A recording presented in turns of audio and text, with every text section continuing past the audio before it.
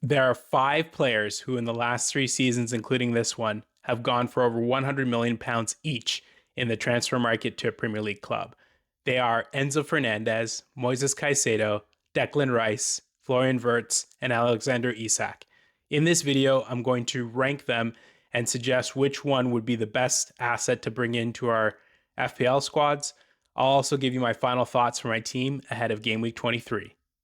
Welcome to my channel. I'm your host, Femi. Let's jump into it. So then there were five. Well, let's say there's four because Alexander Isak, who is on this list, however, has been ruled out with injury, as we all know, till March. And so ultimately, he's had such a slow start to his Liverpool career, as there was that, transfer saga in the summer, going from Newcastle to Liverpool, and then he wasn't playing a lot of minutes, and then he got injured. So I don't really think it's really fair to include him on this list as a viable FPL asset. So let's focus on these four players moving forward. And we'll start with the Chelsea duo, and we'll start with Enzo Fernandez. So Enzo Fernandez is a very interesting player. In my last video, I talked about him, and he's already hit a career high in goals with 6 goals in the Premier League. And he's been ever present in this Premier League side for Chelsea, a side that has rotated from their wingers a lot, as well as their strikers up top. And the reason why he's been so valuable is because Chelsea's other star man in Cole Palmer has played only 753 of the 1980 minutes available in the Premier League, or rather in percentage terms, only 38% of the available minutes. So when Palmer is out, Enzo becomes the de facto penalty taker, which obviously gives us a lot more routes to points from an FPL perspective and increases his value. He also is great from an underlying metrics perspective. He's second in the league with from an XGI perspective, which is expected goal involvement. So that also lends to his appeal. And then finally, Chelsea has a strong attack. They're fourth in goals scored, even with all Palmer missing so much of the season, even with the rotation in these players that I've mentioned around Enzo. So that gives him quite a high floor in terms of what we expected from him going forward. However, in the only considerations we need to think of is he's already scored his career high. So how much more can that go? How much more higher can that go? And then the other thing I have a concern on is from a team perspective, Chelsea. I'm not sure if they're going to continue this pace of goal scoring with Palmer continuing not being there, right? It's very similar to also in my last video, I mentioned how Man United, without Bruno Fernandes, their attack didn't do as well. And so without Palmer and him playing very sparingly, can we see Enzo produce the same? So that's the Enzo Fernandez opportunity from an FPL perspective. Now let's move into Moises Caicedo. Moises Caicedo is an interesting player because he is purely way more defensive than Enzo, and he does have a career high as well with 3 goals so far in this Premier season, which is the most he's scored in 3 seasons combined. So that will probably tell you where I'm leaning in terms of him as a pick in the FPL community. He has a rocket of a shot, though, which is great, and he's scored some, wonder goals already this season. But what I look at when I look at Caicedo, especially when I saw him first at Brighton, is a guy who's able to break up play, be sound defensively, keep things ticking, and he's had a little bit trouble from a card perspective because he's gotten some red cards. He had that dangerous foul in the Chelsea Arsenal game earlier at Stamford Bridge this season. So he's just not someone I really look at when we look at, offense.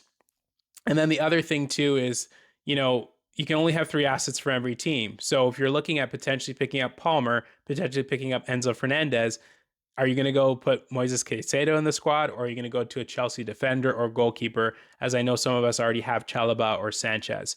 So ultimately, I think that really limits him from a Chelsea perspective. Maybe if there were more slots, he would be more attractive.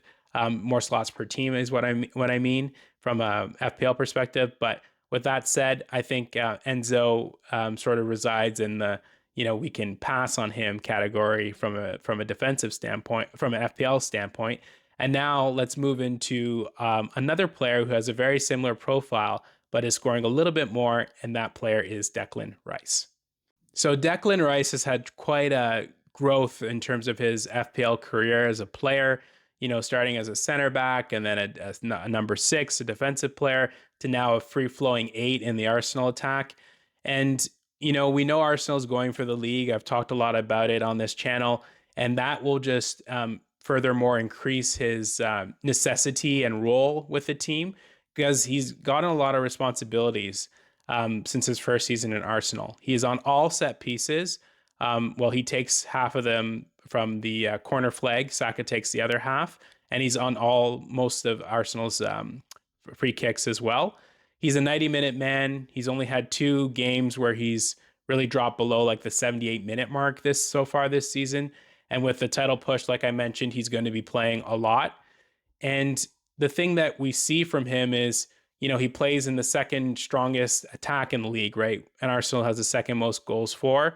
And with that, we can expect him getting quite a large number of share from an assist perspective, because we already know he's on the set pieces, but also from a goal perspective, because Arsenal is a team that doesn't have any consistent goal threat. The goals are quite spread around. So with that means that Rice has a little bit of an advantage to Fernandez and Caicedo in terms of extremely lots of different routes to points, which is something we love in FPL.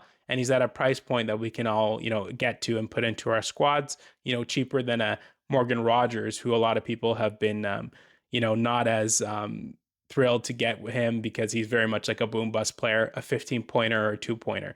So Declan Rice definitely has a nicer floor. So that is our man in Declan Rice. And so let's park him there and look at our last asset in Florian Wirtz. So Florian Wirtz was an interesting player. I saw some people have him in the player of the year category.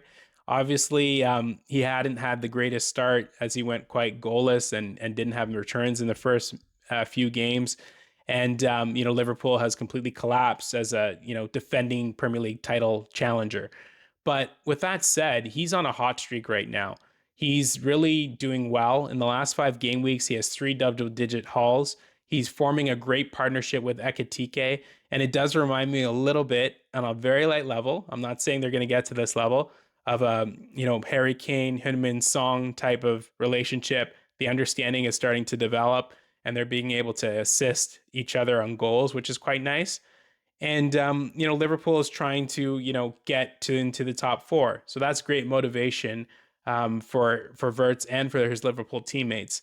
We do have Mo Salah coming back into the squad, so better attacking players will help Wirtz. And ultimately, Liverpool, I do expect them to continue to score goals and to get better, especially when Salah's in the squad, because he is still Mo Salah. He still will draw attention from defenders. So, and Wirtz, his style is he's able to float around the pitch, and he's quite a silky player. So that also could help him in terms of output. And he seems quite nailed for minutes. So that's another, big positive, is you want people who have the most amount of minutes so they can be on the field for the opportunity to get those points. So that is the Florian Wirtz opportunity. Now we've gone through all the players that I've suggested. Let's take a look and rank them now. So in terms of ranking, I do have Declan Rice number 1. I think the title challenge will help him, will aid him in terms of, playing all the time as he already does, but the output, they're going to need some of his goals. He's been able to score big goals. He had a big goal, I believe, in his debut season against Manchester United, their opponent that they faced this weekend. And ultimately, he's going to be there. Having Arsenal's the best set piece team in the league, as we all know as well. So him being a part of the set pieces will help him, and will help him continue to put up points. My number 2 player, it's going to be Florian Wirtz. Yes, I mean, this surprised me even, because I didn't really rate him that high, but he is warming up. And you know what I love? I love a midfielder who can score goals, and he is scoring goals. And that's what I definitely look and value more than the assists. So I do think he is the second best player here. And then Enzo Fernandez, number 3. Great price point. We can all get to him quite easily. Lots of routes to points, very similar to Rice.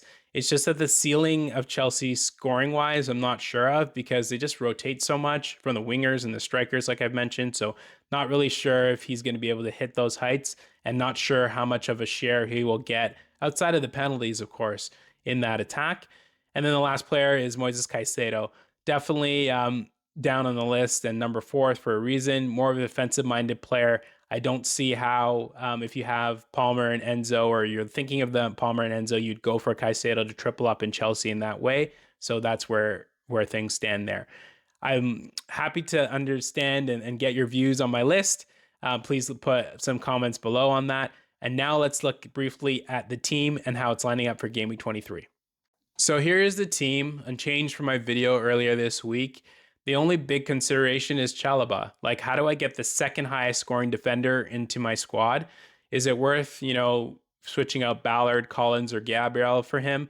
I'm not sure yet. It's a tough thing to sort of sit a player of that caliber out, but right now the plan is to roll, get the transfer in. So I'll have 3 transfers and really look at wildcarding in Game Week 24.